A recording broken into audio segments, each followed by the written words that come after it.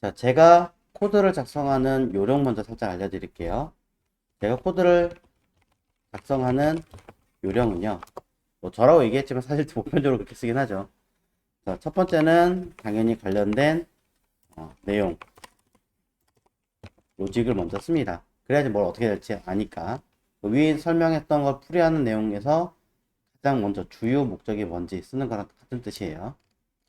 그 다음에 써야 되는 건 변수입니다. 가장 기본적으로 들어가는 변수가 뭔지 쓰는 거고요. 중간에 몇 가지가 더 있긴 하지만 살짝 건너뛰고, 세 번째 쓰는 것은 함수입니다. 중간에 뭐가 조금 더 있어요. 근데 제가 약간 그냥 건너뛸게요. 큰 틀만 얘기할게요. 그리고 네 번째 들어가는 것은 내가 최종적으로 결과를 도출하기 위한, 결과 도출을 위한 어떠한 행동을 합니다. 동작을 해서 쓰게끔 만드는 거죠. 이때 자, 함수에 들어가는 기능들은요. 순서가 이렇습니다. 함수 호출 시, 여기서 함수를 호출하든 위에서 함수를 호출하든 함수 호출할 때 내부에서 다른 함수를 호출하기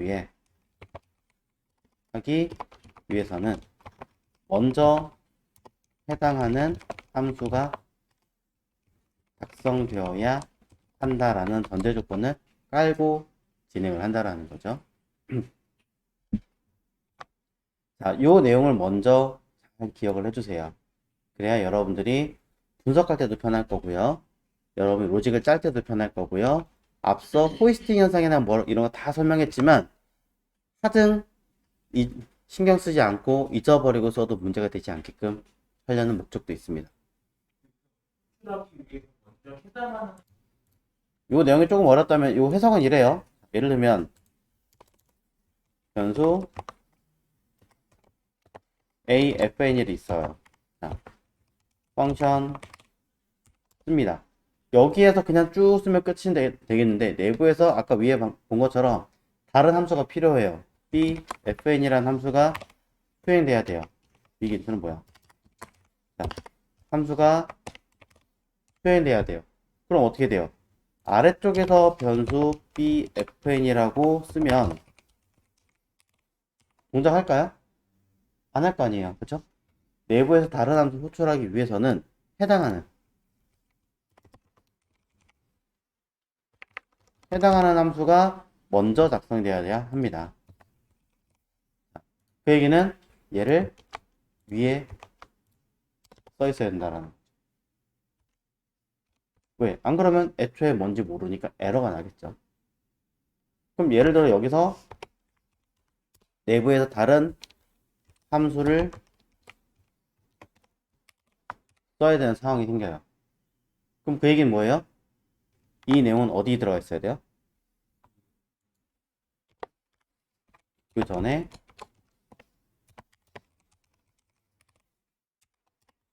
기능이 먼저 만들어져 있어야 된다는 얘기예요. 실제로 이런 경우가 굉장히 많습니다. AFN을 수행하기 위해서는 내부에 뭔가 작업을 열심히 할 건데 그때 필요한 중간에 불러와야 되는 함수가 있다면 이 아이는 그 전에 먼저 만들어졌을 거고요. 여기서 또 뭔가 동작을 하고 기능을 써야 되는 함수가 있다면 그 내부에 다른 함수를 불러오기 위해서는 다시 이것에 대한 데이터는 다른 쪽에 또 만들어져 있을 거예요. 먼저. 이 전제 조건을 항상 깔고 갑니다. 그래서 여러분이 함수를 해석하고 할 때는 이 로직을 먼저 한번 기억을 한 다음에 이 내용이 3번에 대한 풀이에요.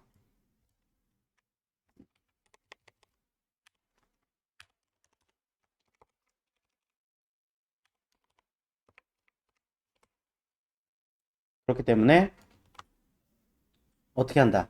내가 해석을 하려면 끝에서부터 하나씩 도출해서 나가시면 되겠죠.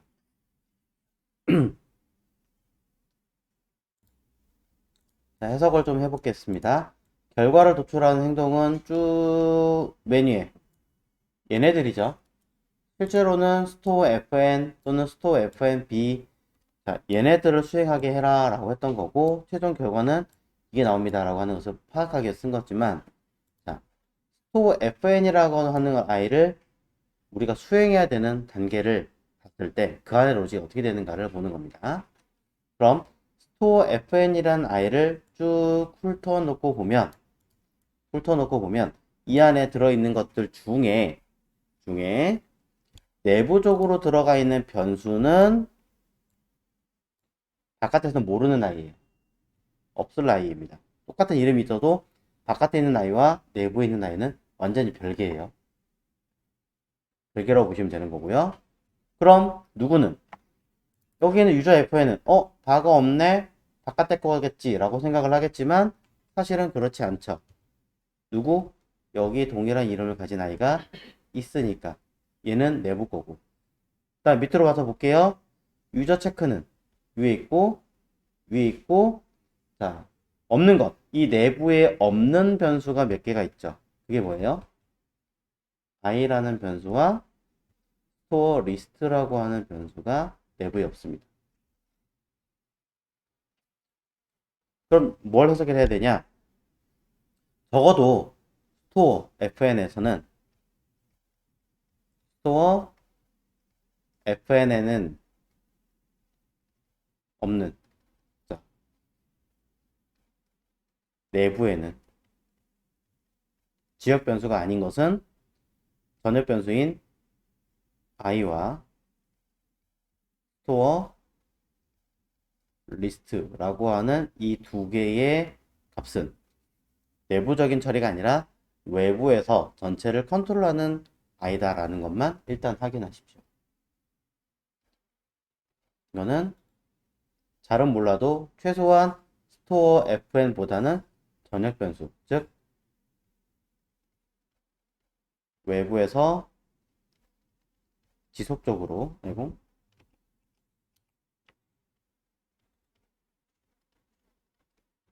처리하는 변수다. 자, 요거는 일단 메모해 놓고 시작을 해야겠죠. 자, 그 이야기는 이래 놓고 나서 쭉 훑어보겠습니다. 라인별로 한 줄 한 줄 한 줄 한 줄 한 줄 해석하세요. 눈으로 해석하지 마시고 직접 쓰세요. 옆에다가. 더 좋은 건 노트에다가 한 줄 쓰면서 옆에 해석 라인을 다 쓰고 다시 분석하시고 하시는 게 최고 좋아요. 자, 그러면 유저 체크, 얘는 내부에 들어가는 객체잖아요.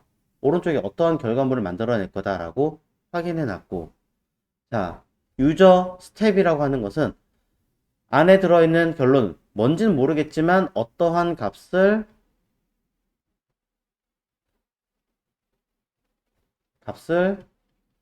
나열하게 하겠다 라고 쓰는 거겠죠. 향후에 그 기능이 뭔지 알면 추가적인 설명을 작성을 하시면 되겠죠. 그럼 이때 자, 요거는 유저 스텝이라고 하는 배열에 대한 값을 담는다고 했는데 보니까 함수로 되어 있어요. 그러면은 이 이야기는 뭐예요? 자, 유저 스텝에서는 함수를 호출한 결과를 담는다 라고 얘기하면 되겠죠. 사실 아무것도 안 쓰고 그냥 해도 상관없겠지만 배열이라는 걸 미리 선정을 해놨기 때문에 그 결과는 뭐가 될 것이다? 배열 값으로 노출될 것이다 라고 유추는 가능합니다. 이렇게 라인 하나만 써놔도 향후에 내가 set fn 함수로 호출해서 거기에 대한 결과물, 배열을 담겠구나 해석은 가능하겠죠. 자, i는 그냥 뭐예요? 일씩 더해라 입니다. 근데 이렇게 해가지고 해석이 잘 안 되잖아요. 그러니까 어떻게 합니까? 조금 더 설명을 하자면 스토어 fn을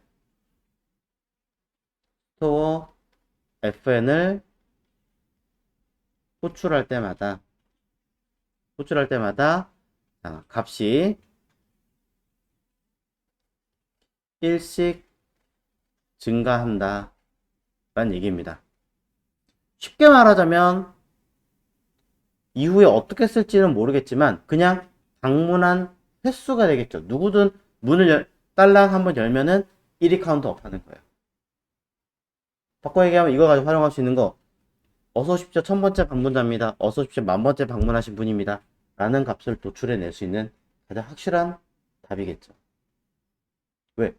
스토어 FN이라는 거 기능을 딱 쓰면 무조건 1씩 증가하니까. 자, 최종적으로 여러분이 이 기능이 뭔지 알고 있다면 써주면 더더욱 좋겠죠. 최종적으로 이 아이를 쓴 가장 핵심적인 이유는 뭐예요?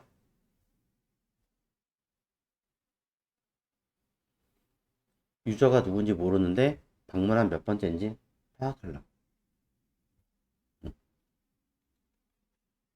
이름이 없는 유저 번호를 기입하기 위해서.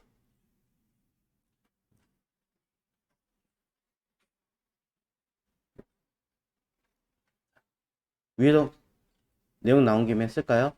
어떠한 값을 나열할 건데 그 값이 뭐예요? 사실은 어떠한 행동에 대한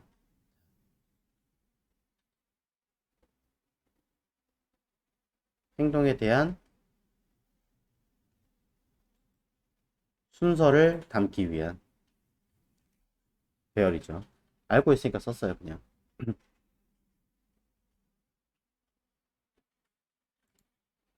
자, 그럼 여기서 유저 체크는 위에 있는 이 객체를 말합니다.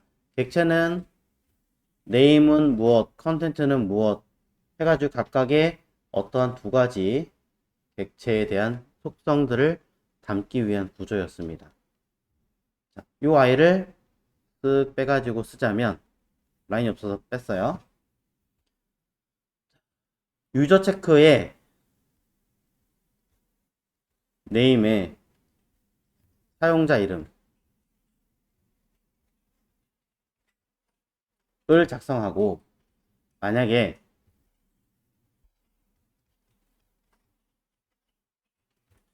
그 해당하는 이름이 없다면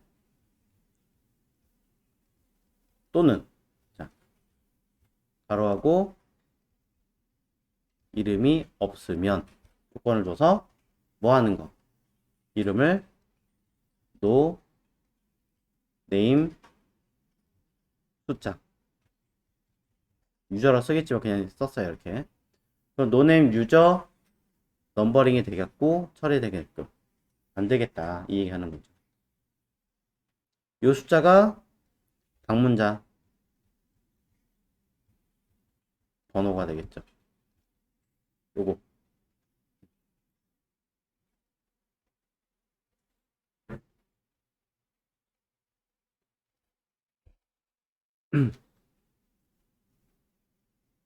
그리고 요 내용은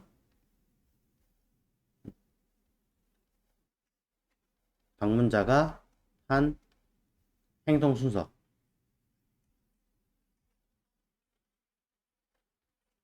어디 있어요? 메모해 놨잖아요. 위에.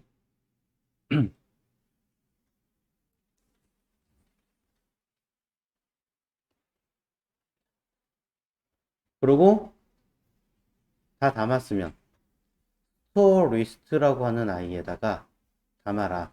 스토어 리스트는 뭐였어요? 외부에 있는 배열 값이라고 그랬어요. 저 위쪽에 있는데 제가 스크롤 움직이면은 여기 안 보일 거니까 내용 잘 보시고 잠깐만 기다려 주세요. 올라갔다 올게요. 올라갑니다. 스토어 리스트가 어디 있니? 아이도 어디 있니? 올라갑니다. 쭉 올라가서 보면 잠깐 접을게요. 여기 스토어 리스트와 i라는 변수가 있습니다.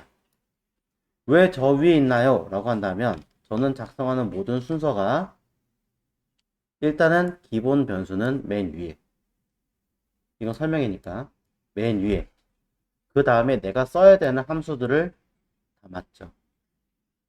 써야 되는 함수를 담았어요. 그러고 나서 행동을 도출했습니다. 그래서 마지막 부분에 행동을 도출한 걸 가지고 store fn에 대한 기능을 수행하는구나. 그래서 지금 store fn을 보고 있는 거고, 이때 중간에 set fn을 수행해라 라고 되어 있는데, set fn이란 함수는 내가 작성하고 있는 이 store fn 함수보다 어디에? 이전에 작업을 하고 있더라. 요거를 도출시켰던 거죠. 그게 요 로직에 대한 설명이었습니다. 한번 쭉 훑어보시고 다시 돌아와서 이렇게죠. 그래서 해당하는 전체에다가 전체 방문자에 대한 기록을 하는 지침이 되겠죠. 그냥 일과표 같은 거라고 생각하시면 되겠죠. 뭐 날짜별로 한다 그러면 날짜, 전체라면 전체. 지금 이거는 딱히 뭘 하지 않고 그냥 전체라는 개념을 썼으니까 그냥 하루 종일 방문한 누군가들을, 아니, 매장이 오픈하는 순간부터 끝나는 그날까지 전체에 대한 방문자 기록 지침으로 남게 되겠죠. 그래서 그걸 어떻게 한다? 최종적으로 어딘가 쓸 일이 있다면 내보내겠다. 쓸 일 없으면 사실은 안 써도 큰 문제가 되지는 않습니다. 자, 이게 이제 여기 있는 store fn에 대한 함수를 수행하는 로직 설명으로 쭉 써봤습니다. 그냥 제가 막 빼면서 썼기 때문에 좀 정리가 안 될 수 있겠지만, 여러분들은 별도 끝에다가 주석을 다 달아서 라인 한 줄, 한 줄, 한 줄, 한 줄 써주시면 됩니다. 자, 이렇게 내용 정리 한번 해보시면 좋겠고, 이어서 좀 보도록 하겠습니다. 자, 그러면은 이거 제가 글 지울게요. 주석 따로 안 써도 되겠죠? 자, 그럼 이제 어디를 볼 거냐면요, 이 부분 볼 거예요. set fn. 여기서 어떤 결과가, 어떠한 내용이 여기에 배열로 들어올 것인가, 함수 호출한 부분을 찾아가 보자고요. 찾아가 볼 건데, 이때 들어가는 select user 한번 점검하고 가겠습니다. 밑에 보면 써야 되는 타입들이 있죠. 나중에는 뭐 다른 뭐 실제 실무에서는 인풋에서 뭐 체크박스를 한다든가 또는 라디오를 한다든가 뭐 이런 걸로 사용할 수도 있겠죠. 그걸 가지고 이제 처리를 해서 동작을 하면 뭘 하게끔 하면 되는 부분이 있긴 하겠지만, 지금은 없으니까 그냥 ABCD로 넣게끔 했습니다. 그리고 뒤에 부분은 사용자에 대한 이름을 작성하도록 되어 있는데, 쓸 수도 있고 안 쓸 수도 있게끔 해놓은 거죠. 그래서 자, 앞에 있는 거는 사용에 대한 타입을 입력하게 해놓고, 이 타입이 사실은 어디로? select라고 하는 변수로 지정되게끔 했습니다. 즉 select 요 i는 결국에 내부에서는 쉽게 말하면 이거죠. 바 selector는 A 또는 B 또는 C 또는 D 처리되게끔 한 거예요. 그럼 첫 번째 A를 넣었으니까 A라는 값이 어디로? 여기도 A라는 값으로 다이렉트로 전달이 된 거겠죠. B면 B가 전달이 되는 거고요. 유저는, 사용자 이름은 내부에 set fn으로 동작하지 않는 아이니까 그냥 기본적으로 여기서 모든 게 다 처리되고 끝났더라. 이게 답니다. 자, 그럼 set fn은 어떤 값이 전달이 되고 처리되는지, A가 들어가면 어떤 기능을 수행하는지 찾아가 보도록 하겠습니다. 위로 올라가 볼게요. 자, set fn을 찾아가 봤더니 위에 있습니다. 자, 펼쳐보겠습니다. set fn을 봤더니, 자, 이 안에서 기능들을 쓰게끔 해놨습니다. 호출하는 거죠. 그런데 잘 보면 유저 스텝이라고 하는 변수가 있고요. 그 다음에 함수를 도출하는 변수가 있고 밑에 리턴이 있습니다. 세 가지를 먼저 봐야 될 것 같아요. 여기 있는 변수 바 유저 스텝은, 이거는 필요 없구나. 이 아이는 아래쪽에 있던 변수 유저 스텝과는 별개입니다. 아래 있는 유저 스텝과는 다른 아이예요. 기본적으로는. 하지만 리턴을 걸어놨기 때문에 최종 내보내는 값이 유저 스텝이 되는 것 뿐이죠. 물론 제가 작성해 놓은 내용을 잘 훑어보시면 여기는 유저 스텝과 아래 받아주는 유저 스텝은 같은 내용이잖아요 라고 한다면 내용 같아요. 왜? 이 값을 그대로 전달하는 거니까. 하지만 따로따로 변수 선언을 했기 때문에 사실상은 다른 아이들인 거죠. 이름이 다른. 그것 자체는 알고 계셔야 된다는 거죠. 여기 있는 이 값을 내보낸 거고 바깥에서는 이 값을 전달받은 거예요. 그 차이만 알고 계시면 될 것 같아요. 이름이 똑같아도 되고 달라도 상관없다라는 걸 얘기하고 싶은 겁니다. 자, 그러고 나서 내용을 잘 봤더니 자, 뭐 하고 있어요? 함수를 호출했습니다. 자, store select fn이라는 함수를 호출했습니다. 자, 함수를 내부에 생성했고요. 호출했습니다. 여기 호출했죠, 밑에. 내부에 생성한 다음에 호출했던 가장 큰 이유 몇 가지를 찾는다면 첫 번째는 굳이 외부에 노출할 필요가 없기 때문에 이 유저 스텝 자체도. 두 번째, 내부에 있는 요 store select fn이라고 하는 기능 내부에 기능에서 자신의 함수를 자신의 기능을 여러 번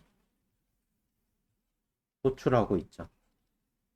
그러니까 fn을 자꾸 불러오자라고 하려고 했더니 이 유저 스텝 때문에 걸려서 얘를 또 내보내니까 그럼 얘가 또 외부에 공개되는 문제가 발생하니까 여러모로 문제가 걸려요. 그래서 이걸 굳이 외부에 공개할 필요는 없을 것 같은데 어차피 전체적으로 최종 정리된 내용만 있으면 되니까 굳이 문서를 여러 개를 띄워가지고 관리하는 건 좀 그런 것 같아 라는 생각이 있어서 자, 얘는 외부에 노출하지 않고 내부에만 쓸 수 있게끔 바꿨죠.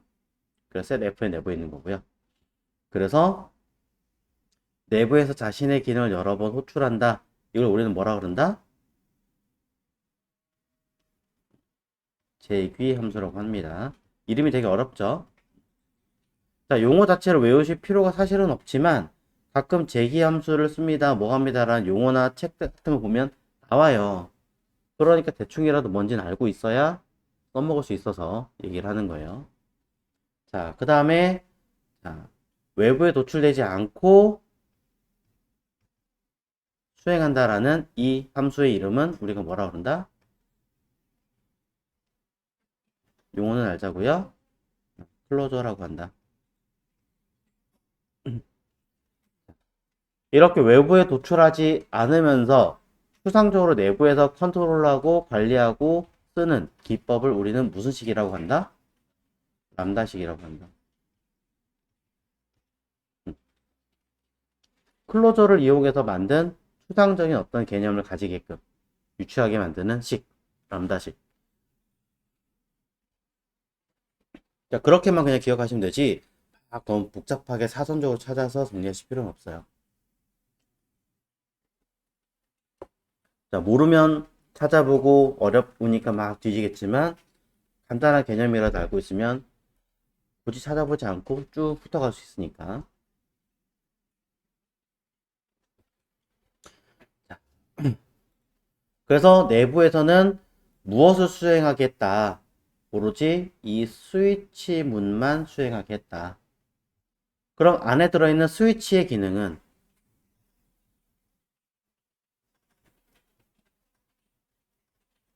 어떠한 특정한 조건을 받았을 때 해당하는 조건과 잘못 썼네요. 자, 일치되는 되는 기능을 수행해라 라고 하는 아이를 우리는 스위치라고 합니다. 이때 조심하셔야 되는 거, 상황에 따라서는 뺄 수도 있기는 하겠지만 대부분은 꼭 넣고 관리하게 되는 아이가 하나 있죠. 그리고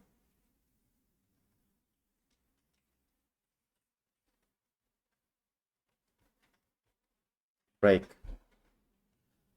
상황에 따라 뺄 수 있어요. 그쵸? 연달아 수행하거나 할 때는. 하지만 필요에 따라서는 대부분은 기본 베이스로 케이스와 브레이크를 꼭 써서 처리를 해줘야 되는 거예요.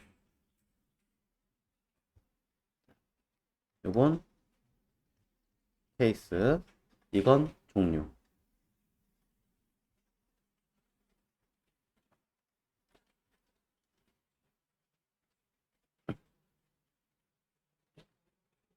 자, 그래서 그 내용들을 쭉 봤더니 A, B, C, D를 쓰게끔 해놨습니다. 원래는 이제 샌드와 리턴이라고 하는 아이는 엄밀히 말하면 따로 빼가지고 쓰는 게 좀 더 좋을 수도 있기는 한데, 자, 그냥 아예 암묵적으로 이 두 개는 선택하지 못하게 했다라는 간접 세팅했다라는 조건에서 썼습니다. 그러니 어떻게 했다? 시작하는 부분은 처음 부분에 대한 내용으로, 그 다음엔 카드를 결제한다라는 각각의 고유의 B, C, D도 있겠죠. 그 다음에 최종적으로는 리턴이라는 조건을 수행하게. 그래서 1, 2, 3으로 순서대로 절차지향으로 순서 동작하게끔 하자라고 했던 거고요. 표출되는 경우는 각각의 순서에 따라서는 함수를 먼저 동작이 끝나는 경우가 많기 때문에 순서가 조금 다르게 보일 수는 있더라. 하지만 실제로 동작 자체는 순서대로 했으니 순서대로 내부에 삽입돼서 처리는 될 겁니다. 자, 그 내용대로 해서 어쨌든 내가 선택한 A, B, C, D 네 가지 중에 A부터 D까지 중에 해당하는 상황에 맞는 기능들을 수행하고 그 수행에 대한 히스토리를 어디에다가 유저 탭에다가 담았다. 어떻게? 푸시로. 샌드와 리턴에도 푸시가 들어있죠.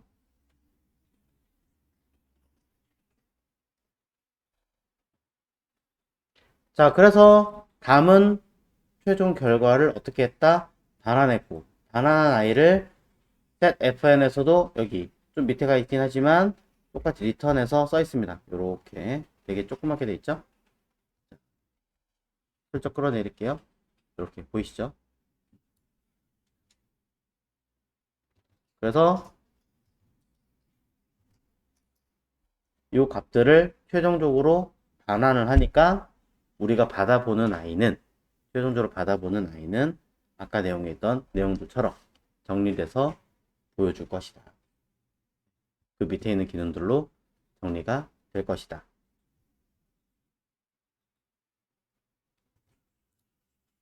자, 요거 유저 스텝, 위에 있는 유저 스텝과 밑에 있는 유저 스텝이 왜 다른가라는 얘기를 하셨기 때문에 자, 이 이야기를 일단 먼저 또 해보겠습니다. 따로 예시를 드는 게 낫겠죠. 자, 별도로 쭉 내려가서 콘솔 다 클리어로 처리하고요. 여기 변수 박스가 하나 있다라고 치겠습니다. 원 함수고요.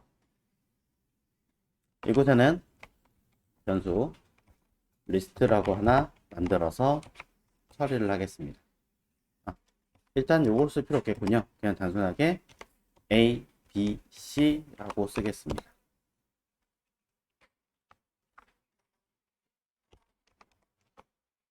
자, 그러고 나서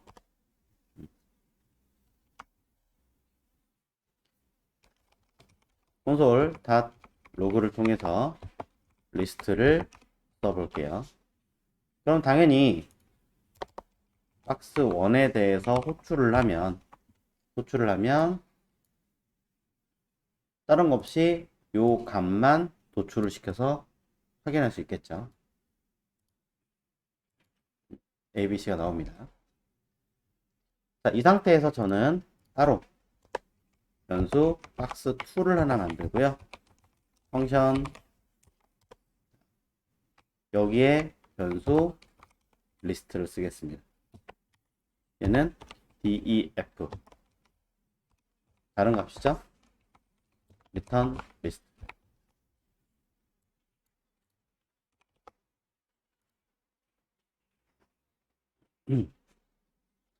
자, 그러고 나서 호출해 볼게요.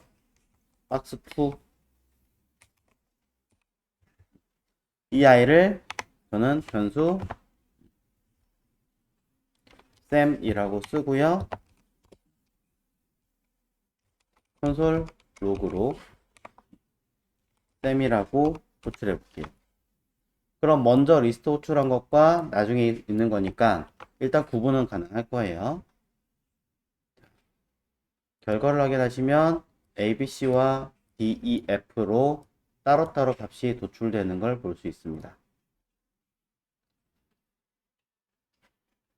에이, 콘솔을 따로 했으니까 그런 거 아닌가 라고 한다면 리스트 컴마 쌤이라고 쓰면 당연히 결과는 한꺼번에 따로따로 붙게 되겠죠. 자, 일부러 변수 이름을 따로 썼어요.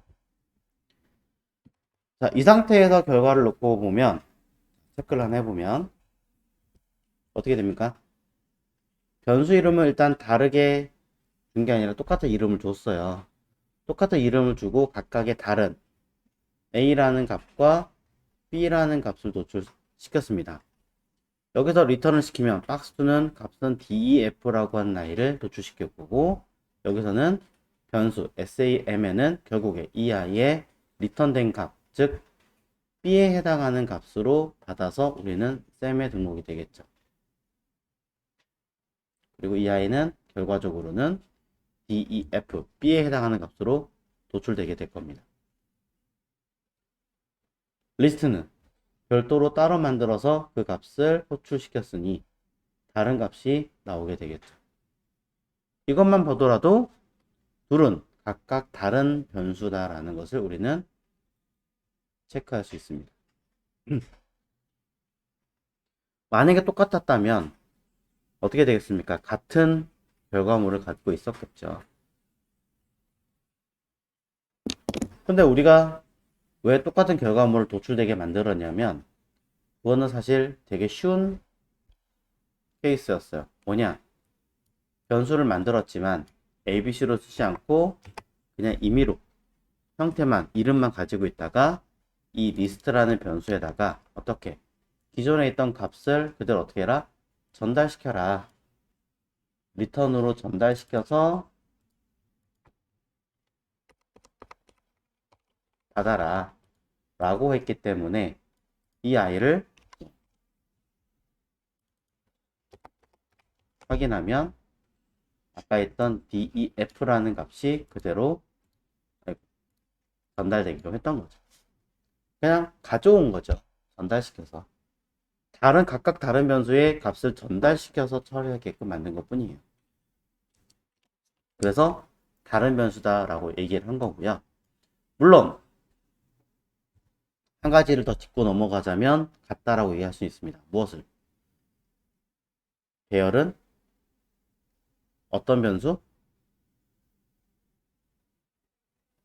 매개 변수? 어딘가를 참조하는 변수다. 그쵸?